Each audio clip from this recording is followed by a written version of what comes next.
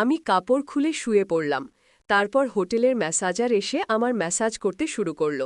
প্রথমে সে খুব আস্তে আস্তে ম্যাসাজ করছিল এবং আমি বেশ আরাম পাচ্ছিলাম, কিন্তু কিছুক্ষণ পর সে তার হাত এগিয়ে নিয়ে গেল এবং আমার সেখানে স্পর্শ করল, আর আমি কিছু বলতেও পারলাম না।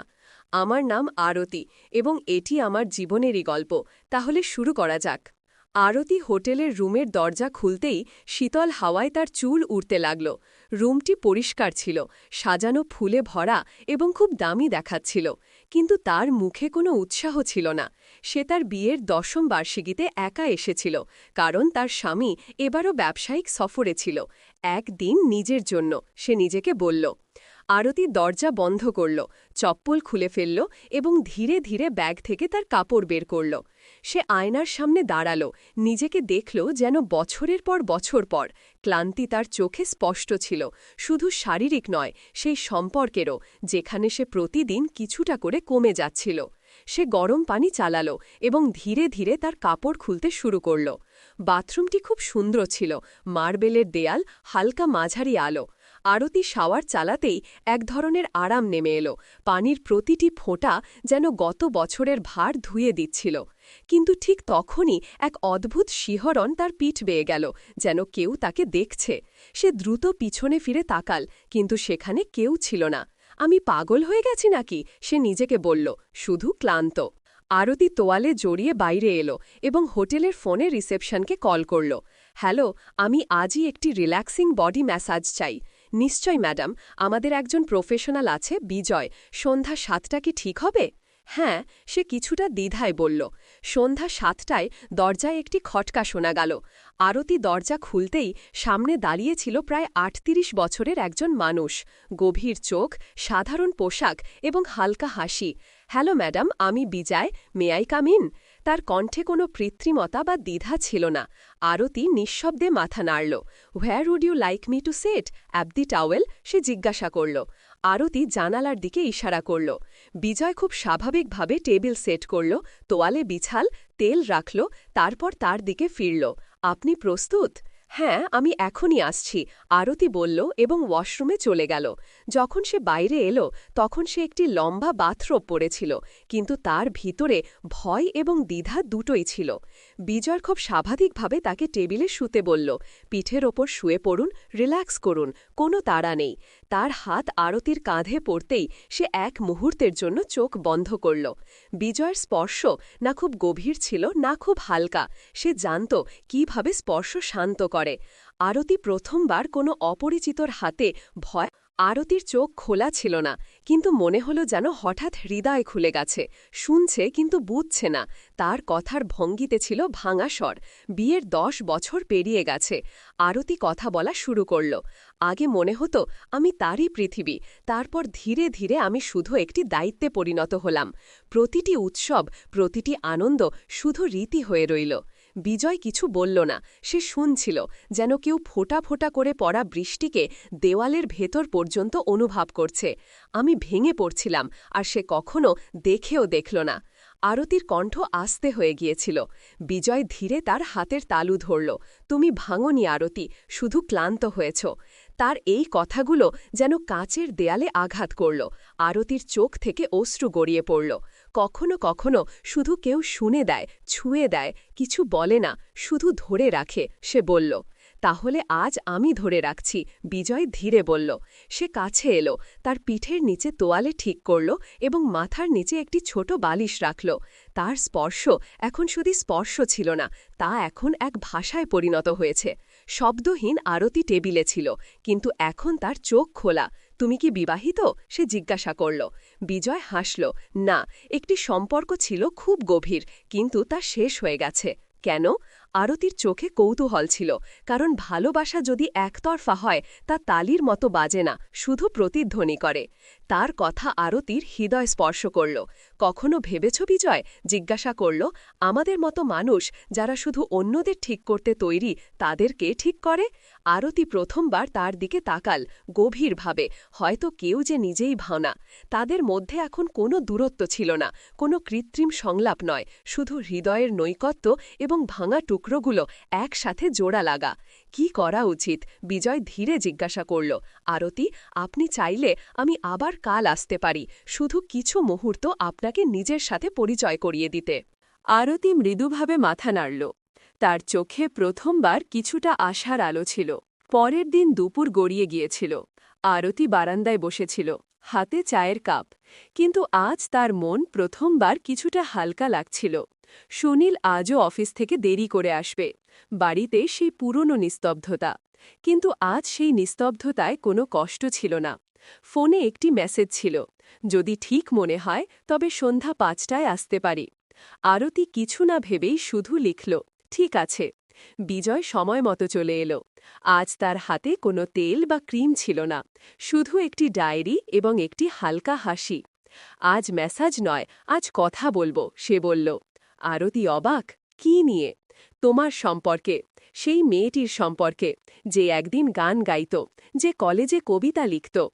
বিজার তার চোখের দিকে তাকাল। তোমার কি সেই মেয়েটি মনে আছে? আরতির গলা আটকে গেল। সে নিঃশবে মাথা নিচু করল। সেই মেয়েটি তো অনেক পেছনে পড়ে গেছে। তাহলে চলো তাকে ফিরিয়ে আনি। বিজয় ডায়েরি খুলল। প্রতিদিন শুধু একটি পাতা। তোমার জন্য লিখো, যা মনে আসে, ব্যথা, হাসি, রাগ, অভিযোগ, সবকিছু। আরতি ধীরে ডায়েরি স্পর্শ করল। এত বছর পর কেউ আমাকে আমারই নাম মনে করিয়ে দিচ্ছে। কারণ তোমার নাম আরতি, এবং আরতি কখনো নিভে যায় না, শুধু ম্লান হয়। বিজয় বলল, আমি চাই না তুমি আবার আসো প্রতিদিন। আরতি বলল, আমাকে এখন নিজের সাথে লড়াই করতে হবে যতটা পারি। বিজয় হাসল, ঠিক আছে, কিন্তু যদি কখনো হারার ভয় হয় এই ডায়েরি খুলে নিও। সে চলে গেল। আরতি অনেকক্ষণ দরজার দিকে তাকিয়ে রইল। আজ প্রথমবার সেই দরজা বোঝা মনে হল না। সেই রাতে আরতি ডায়েরির প্রথম পাতা খুলল, লিখল, আমি আরতি, এবং আমি আবার বাঁচতে চাই। আরতি এবং বিজয় আর কখনো দেখা করেনি, কিন্তু এখন আরতি প্রতিদিন নিজের ভেতর তাকায় এবং প্রতিবার একটি নতুন শক্তি পায়। কখনো কখনো জীবনে একজন অপরিচিত আসে, যে কিছু করে না, শুধু তোমাকে তোমার সাথে পরিচয় করিয়ে দেয়। তো বন্ধুরা, গল্পটি এখানেই শেষ হল। আশা করি এটি তোমাদের ভালো লেগেছে। যদি গল্পটি পছন্দ হয়ে থাকে তবে এই ভিডিওটি একটি লাইক এবং আমাদের চ্যানেল সাবস্ক্রাইব করো। আমার কানে আস্তে করে বলল, ভিতরে ঢুকাবে? আমি হ্যাঁ বলে উত্তর দিলাম। ভাবি বলল, খুব আস্তে ঢুকাবি, এখন আমার ছোট আর গভীরও কম, কখনো তোমার মোটা থেকে ফেটে না যায়। আরামে ঢুকাবি প্লিজ দেবরজি, তোমার ভাইয়া পাশেই ঘুমোচ্ছে। আমি বললাম, হ্যাঁ ভাবি, ঠিক আছে, ভাইয়া জাগবেন না আর তোমার ব্যথাও হবে না। আমি এখন ১৭ বছরের আর আমার ভাবির বয়স ২৪ বছর, কিন্তু সে দেখতে খুব সুন্দর। সে আমার সাথে একদম খোলামেলা থাকে। আমার নাম রাহুল, আর আমি আমার গ্রামে ভাইয়া ভাবির সাথে থাকতাম। ভাবির নাম আনিতা ছিল। সে সব সময় হাসি খুশি থাকত, কিন্তু তার চোখে একটা অকথিত বিষাদ লুকিয়েছিল। ভাইয়া প্রায়ই কাজের সূত্রে বাইরে থাকতেন, আর আমি বাড়িতে ভাবির সাহায্য করতাম। একদিন বৃষ্টি খুব জোরে হচ্ছিল। আমি ক্ষেত থেকে ফিরছিলাম যখন ভাবি আমাকে ডাকল, রাহুল, তাড়াতাড়ি ভিতরে চলে আয়, ভিজে যাবি। আমি তার ঘরে গেলাম, যেখানে সে চা বানাচ্ছিল। হঠাৎ বাতাসে দরজা বন্ধ হয়ে গেল আর খিল লাগল। আমরা দুজন ঘরে একা হয়ে গেলাম। আমি ঘাবড়ে গেলাম, কিন্তু ভাবি হেসে বলল, আরে ভয় পাস না, এই পুরনো দরজা, এখনই ঠিক করে দেব। সে আমার হাতে চায়ের কাপ দিল আর পাশে বসে গেল। তার চোখে কিছু বলার ছিল। রাহুল, সে আস্তে বলল, তুই জানিস তোমার ভাইয়ার আমার কোনো ফিকির নেই। আমি এখানে একা, কিন্তু তুই সবসময় আমার সাথে থাকে। তার কণ্ঠে ব্যথা ছিল আর চোখে ভেজা ভাব। আমি চুপ করে রইলাম। তারপর সে বলল, আজ তুই এখানে আছে, তাই মনে হয় কেউ আমার আছে। সেই মুহূর্তে কিছু অকথিত ছিল, না শব্দের দরকার ছিল, না কোনো তারা। আমরা দুজন চা খেলাম, আর বৃষ্টির শব্দের মধ্যে একটা অদ্ভুত শান্তি ছিল। আমি দরজা ঠিক করলাম। সেই দিনের পর আনিতা ভাবি আর আমার মধ্যে একটা অকথিত সম্পর্ক তৈরি হয়ে গেল। দিনভর কাজের পর আমরা প্রায়ই রাতে ছাদে বসতাম, যেখানে তারা জ্বলত আর গ্রামের নিস্তব্ধতা আমাদের ঘিরে ধরত। এক রাতে যখন ভাইয়া আবার শহরে গিয়েছিলেন, ভাবি আমাকে ডাকল, রাহুল, আজ ছাদে চলো। তার কণ্ঠে একটা অদ্ভুত টান ছিল। আমি তার সাথে গেলাম। রাত গভীর ছিল, চাঁদের আলো চারদিকে ছড়িয়েছিল। ভাবি একটা পুরনো শাল পরেছিল, আর তার চুল বাতাসে উঠছিল। আমরা চুপচাপ বসে রইলাম। তারপর ভাবি বলল, রাহুল, তোর কখনো কাউকে ভালো লেগেছে? আমি হতভম্ব হয়ে গেলাম। আমি বললাম, না ভাবি, শুধু বাড়ি আর তোমাদের ফিকির থাকে। সে হেসে আমার দিকে তাকিয়ে বলল, তুই খুব ভালো, হয়তো তাই তোর সাথে এত শান্তি পাই। সেই রাতে বাতাস ঠান্ডা ছিল, আর ভাবি তার শালের এক কোণ আমার কাঁধে দিল। ঠান্ডা লাগবে তোকে, সে আসতে বলল। সেই মুহূর্তে একটা গরম আহার ছিল, যা শাল থেকে নয়, তার কথা থেকে আসছিল। আমি তার চোখে তাকালাম, আর সেখানে একটা চমক ছিল যা আগে কখনো দেখিনি। রাহুল, সে ফিসফিস করে বলল, জীবনে কেউ যদি সঙ্গ দেয় তাহলে রাত এত খালি লাগে না। আমি কিছু বলতে পারলাম না, শুধু তার কথা শুনলাম। আমরা দেরি পর্যন্ত চাঁদ দেখলাম, আর সেই রাতের নিস্তব্ধতায় আমাদের নীরবতাই আমাদের রোমান্স হয়ে গেল। শব্দের বাইরে শুধু অনুভূতির একটা মধুর সঙ্গীত। সকাল হওয়ার আগে আমরা নিচে নেমে এলাম। পরের দিন পুরো দিন কাজে কেটে গেল। আমি খেতে ছিলাম, কিন্তু আমার মন বারবার গত রাতের ছাদের কথোপকথনে আটকে যাচ্ছিল। আনিতা ভাবির চোচের চমক আর সেই শালের গরমাহাট আমার মনে বারবার ফিরে আসছিল। সন্ধ্যায় যখন বাড়ি পৌঁছালাম, ভাবি রান্নাঘরে ছিল। সে আমাকে দেখে হালকা হাসল আর বলল, রাহুল, আজ রাতে আবার ছাদে চলো, চাঁদ আরও পরিষ্কার দেখা যাবে। আমি সম্মতি দিলাম। রাত গভীর হতে লাগল। খাওয়ার পর আমরা ছাদে গেলাম। এবার বাতাসে একটা অদ্ভুত মিষ্টি গন্ধ ছিল, যেন ফুলের সুগন্ধ দূর থেকে ভেসে আসছে। ভাবি একটা হালকা নীল শাড়ি পরেছিল, যা চাঁদের আলোয় ঝলমল করছিল। আমরা পাশাপাশি বসলাম। রাহুল, সে আসতে বলল, তোর কখনো মনে হয় না যে জীবনে কিছু বাদ পড়ছে? আমি তার থেকে তাকালাম। তার কণ্ঠে একটা গভীরতা ছিল, যা সরাসরি হৃদয় পৌঁছাচ্ছিল। আমি বললাম, ভাবি, তোমার সাথে সময় কাটানোর পর মনে হয় কিছু বাদ পড়েনি। সে আমার কথা শুনে তার চোখ নিচু করল, আর আস্তে আমার হাতে তার হাত রাখল। তার আঙুল ঠান্ডা ছিল, কিন্তু সেই স্পর্শে একটা আগুন ছিল। তুই সত্যি আমার জন্য অনেক অর্থপূর্ণ, সে বলল, আর তার চোখে চিকচিক করল। আমি স্তব্ধ হয়ে গেলাম, কিন্তু সেই মুহূর্তে কিছু বলার সাহস পেলাম না। তারপর ভাবি আমার আরও কাছে এলো। চাঁদের আলো তার মুখে পড়ছিল, আর তার নিঃশ্বাস আমার মুখ স্পর্শ করছিল। রাহুল, যদি এই রাতটা আমাদের হতে পারে, তাহলে তুই কি আমার সাথে এটা কাটাবি? তার কণ্ঠে একটি প্রশ্ন ছিল, একটি আশা ছিল। আমি ধীরে ধীরে তার হাত ধরে বললাম, ভাবি, এই রাত তোমার, আর আমি তোমার সঙ্গে আছি। সে রাতে আমরা বেশি কথা বলিনি, শুধু একে অপরের কাছাকাছি বসেছিলাম। হাত ধরে বাতাস আমাদের মধ্যে বইছিল, আর চাঁদ যেন আমাদের এই নীরব ভালোবাসার সাক্ষী হয়ে দাঁড়িয়েছিল। গত রাতের ঘটনার পর আনিতা ভাবি আর আমার মধ্যে কিছু বদলে গিয়েছিল। আমাদের চোখ এখন আগের চেয়ে বেশি কিছু বলত, আর আমাদের প্রতিটি স্পর্শ যেন কোনো আগুন জ্বালিয়ে দিত। সে রাতে যখন গ্রাম ঘুমিয়ে পড়েছিল, ভাবি আমাকে তার ঘরের কাছে ডাকলেন। রাহুল, আজ ছাদে নয়, এখানে থাকো, তিনি ধীরে ধীরে বললেন। তার কণ্ঠে এক ধরনের কাঁপুনি ছিল, যেন তিনি কিছু বলতে চাইছিলেন কিন্তু সংকোচ করছিলেন। আমি তার ঘরে গেলাম। একটি দ্বীপ জ্বলছিল, আর তার আলোয় ভাবির মুখ আরও সুন্দর দেখাচ্ছিল। তিনি দরজা বন্ধ করে আমার পাশে এসে দাঁড়ালেন। তোমার ভয় করছে না তো? তিনি জিজ্ঞাসা করলেন। তার চোখে ছিল শরারত আর ভয়ের মিশ্রণ। আমি বললাম, না ভাবি, তোমার সঙ্গে কোনো কিছুই ভুল মনে হয় না। তার শ্বাস দ্রুত হতে লাগল, আর তিনি আমার কাঁধে হাত রাখলেন। রাহুল, আমার মনে হয় তুমি আমাকে বোঝো, আমার প্রতিটি কথা, আমার প্রতিটি অভাব, তিনি বললেন। তারপর তিনি আরও কাছে এলেন। তার শাড়ির আঁচল একটু সরে গেল, আর দ্বীপের আলোয় তার কোমরের এক ঝলক দেখা গেল। আমার হৃদয় দ্রুত স্পন্দিত হতে লাগল। তিনি আমার মুখ তার হাতের মধ্যে নিয়ে ধীরে ধীরে বললেন, আমি আজ তোমার সঙ্গ চাই, পুরো সঙ্গ। তার কণ্ঠে এক ধরনের আকাঙ্ক্ষা ছিল, যা শব্দের চেয়েও বেশি তার শ্বাসে লুকিয়েছিল। আমি তার হাত ধরে তাকে আমার বাহুতে টেনে নিলাম। তার শরীর আমার বিপরীতে ছিল, আর সেই উষ্ণতায় এক ধরনের ঝড় উঠছিল। ভাবি, আমি তোমার জন্য আছি, আমি বললাম, আর আমরা দুজন একে অপরের চোখে ডুবে গেলাম। সেই মুহূর্তে কোনো শব্দ ছিল না, কোনো তাড়াহুড়ো ছিল না, শুধু এক গভীর অনুভূতি যা আমাদের শরীর ও আত্মাকে এক করছিল। সে রাতে আমরা একে অপরকে শুধু স্পর্শে নয়, হৃদয়ে অনুভব করলাম। তার প্রতিটি শ্বাস, প্রতিটি কম্পন আমার জন্য এক নতুন জগৎ ছিল। এটি শুধু শারীরিক ছিল না, এটি এক ধরনের অনুভূতি ছিল যা ভালোবাসা, আকাঙ্ক্ষা আর বিশ্বাসে গড়া। সকাল হওয়ার আগেই আমরা আলাদা হলাম, কিন্তু আমাদের চোখে সেই একই গভীরতা ছিল। সে রাতের পর আনিতা ভাবি আর আমার সম্পর্ক এক নতুন স্তরে পৌঁছেছিল। দিনের আলোয় আমরা সেই ভাই ভাবিই ছিলাম যারা গ্রামের চোখে সাধারণ ছিল, কিন্তু রাতের নিস্তব্ধতায় আমাদের জগৎ বদলে যেত। পরের রাতে ভাবি আবার আমাকে তার ঘরে ডাকলেন। এবার তার চোখে এক ভিন্ন জ্যোতি ছিল, এক আত্মবিশ্বাস, এক অধীরতা। যখন আমি ভিতরে গেলাম, তিনি দরজা বন্ধ করে আমার পাশে এসে দাঁড়ালেন। রাহুল, তিনি ধীরে ধীরে বললেন, গতরাতের পর আমি ঘুমাতে পারিনি, তুমি আমার চিন্তায় ছিলে। তার কণ্ঠে এক ধরনের মোহ ছিল যা আমার হৃদয়কে অস্থির করে তুলছিল। আমি তার দিকে তাকালাম, তার শাড়ি হালকা ছিল, আর দ্বীপের আলোয় তার শরীর এক রহস্যময় সৌন্দর্য নিয়ে হাজির ছিল। আমি তার হাত ধরে বললাম, ভাবি, তুমি আমার জন্য সব।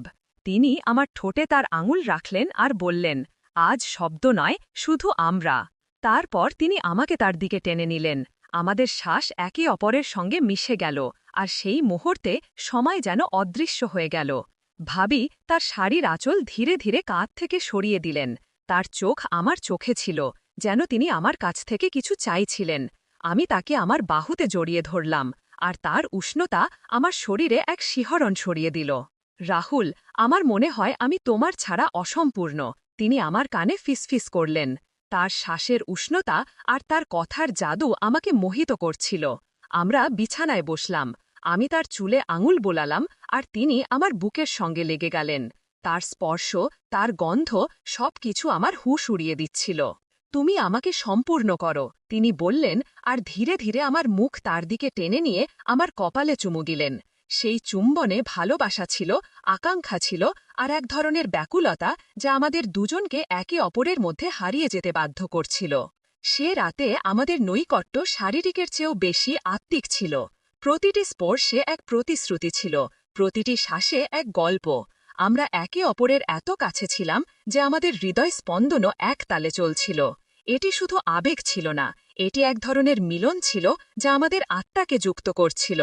সকালের প্রথম আলোর সঙ্গে আমরা আলাদা হলাম, কিন্তু আমাদের চোখে সেই একই আগুন ছিল, সেই একই ভালোবাসা ছিল। ভাবি আমার হাত ধরে বললেন, আর এই রাতগুলোই আমার জীবন রাহুল। আর আমি মনে মনে শপথ নিয়েছিলাম যে আমি তাদের প্রতিটি রাতকে তাদের মতোই বিশেষ করে তুলব। প্রতিটি দিন যেতে যেতে অনিতা ভাবি আর আমার সম্পর্ক গভীর হতে থাকল। দিনে আমাদের কথোপকথন সাধারণ হতো, কিন্তু রাত হলেই আমরা এক অন্য জগতে হারিয়ে যেতাম যা শুধু আমাদেরই ছিল। পরের রাতে যখন গ্রামের নিস্তব্ধতা গভীর হয়ে এলো, ভাবি আমাকে আবার তার ঘরে ডাকলেন। এবার তার মুখে ছিল এক রহস্যময় হাসি, যেন সে কিছু নতুন বলতে চাইছে। আমি ভিতরে গেলাম। ঘরে শুধু একটি ছোট্ট প্রদীপ জ্বলছিল, আর তার মৃদু আলোয় ভাবি স্বপ্নের মতো দেখাচ্ছিল। সে লাল রঙের শাড়ি পরেছিল, যা তার ত্বকে ঝলমল করছিল। রাহুল, সে আমার দিকে এগিয়ে এসে বলল, আজ আমি তোমাকে কিছু দেখাতে চাই। তার কণ্ঠে ছিল এক মাদকতা যা আমাকে তার দিকে টানছিল। সে আমার হাত ধরে আমাকে তার পাশে বসাল, তারপর আস্তে করে তার শাড়ির আঁচল সরিয়ে তার গলায় একটি ছোট তিল দেখাল। এটা আমার রহস্য, সে হেসে বলল, কখনো কেউ এত কাছ থেকে এটি দেখেনি। আমি তার সেই মাধুর্য আর সেই মুহূর্তের গভীরতায় হারিয়ে গেলাম। আমি আস্তে করে সেই তিল স্পর্শ করলাম, আর তার শ্বাস দ্রুত হয়ে উঠল। ভাবি, আমি বললাম, আপনি আমার জন্য এক ধাঁধা যাকে আমি প্রতিটি মুহূর্তে সমাধান করতে চাই। সে আমার দিকে তাকাল, আর তার চোখে এক আগুন জ্বলে উঠল। সে আমার দিকে এগিয়ে এলো, এত কাছে যে তার শ্বাস আমার গায়ে লাগছিল। তাহলে আজ আমাকে সমাধান করে ফেলো, সে ফিসফিস করে বলল, আর সেই মুহূর্তে আমার ভিতরের সব সংকোচ গলে গেল। আমি তাকে আমার বাহুতে টেনে নিলাম, তার শরীর আমার গায়ে লেগেছিল, আর সেই উষ্ণতায় এক ঝড় উঠছিল। সে আমার কাঁধের কাছে ঠোঁট এনে বলল, রাহুল, আজ আমার মনে হচ্ছে আমি শুধু তোমার জন্যই তৈরি হয়েছি। তার কথায় আমার হৃদয় কেঁপে উঠল। আমি তার মুখ আমার হাতের মধ্যে নিয়ে ধীরে ধীরে তার চোখের দিকে তাকালাম। তারপর কিছু না বলে আমি তার কপালে চুমু দিলাম, আর সে আমার বুকের সাথে লেগে গেল। সেই রাতে আমাদের রোম্যান্স শব্দের বাইরে ছিল। আমি তার চুলে হাত বুলালাম, তার কোমরে হাত ঘুরালাম, আর প্রতিটি স্পর্শে তার মোহ অনুভব করলাম। সে আমার কাঁধে মাথা রেখে বলল, তোমার স্পর্শে সেই জাদু আছে যা আমাকে বাঁচিয়ে রাখে। আমি তাকে আরও শক্ত করে জড়িয়ে ধরলাম, আর আমাদের শ্বাস একে অপরের মধ্যে মিশে গেল। আমরা বিছানায় শুয়ে পড়লাম একে অপরের বাহুতে। তার আঙুলগুলো আমার বুকের ওপর নাচছিল আর আমার হাত তার কাঁধ থেকে নিচে নামছিল। এটি শুধু শারীরিক ছিল না, এটি ছিল এক মিলন যেখানে আমাদের আত্মা একে অপরের সাথে কথা বলছিল। রাহুল, আমাকে কখনো ছেড়ো না, সে বলল, আর তার চোখ থেকে এক ফোঁটা অশ্রু আমার হাতে পড়ল। আমি তা চুমু দিয়ে শুকিয়ে বললাম, আপনিই আমার দুনিয়া ভাবি। সেই রাত জুড়ে আমরা একে অপরের মধ্যে হারিয়েছিলাম।